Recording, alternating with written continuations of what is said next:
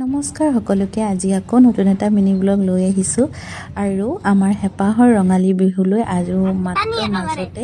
এটা ৰাতিটো আছে আৰু সেয়েহে বিহুলৈ বুলি ঘৰত যাব আহিছোঁ একে নলবাৰীৰ পৰা মঙলদৈ ঘৰলৈ বুলি মিনি ব্লগটো আপোনালোকে সম্পূৰ্ণকৈ চাই থাকক।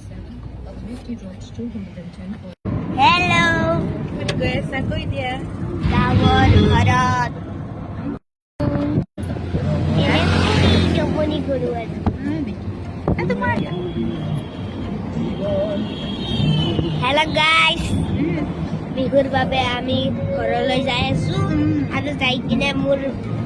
ভৰি হাত ধুই কিনে ভাইটিক চাম আইতা আৰু এটা খুৰাই নিব আহিলে আইতা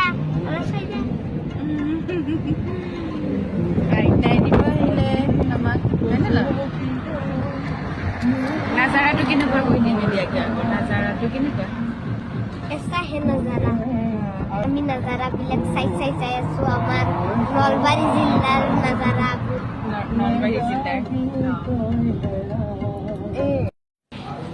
নলবাৰীৰ পৰা ওলাই আমি পাইকাৰকুছিত ৰখিলোঁ আৰু পাইকাৰকুছিৰ এইখন কোনখন হোটেল হয়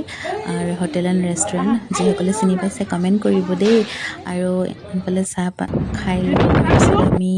এতিয়া আৰু মঙলদৈ অভিমুখে এইফালে আহি এতিয়া আমি ঘৰ পালোঁহি আৰু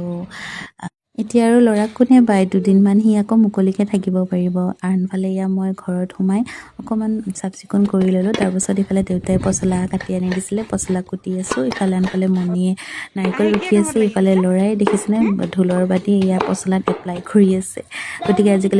আজি ভিডিঅ'টো আপোনালোকে কেনেকুৱা পালে কমেণ্ট কৰিব দেই।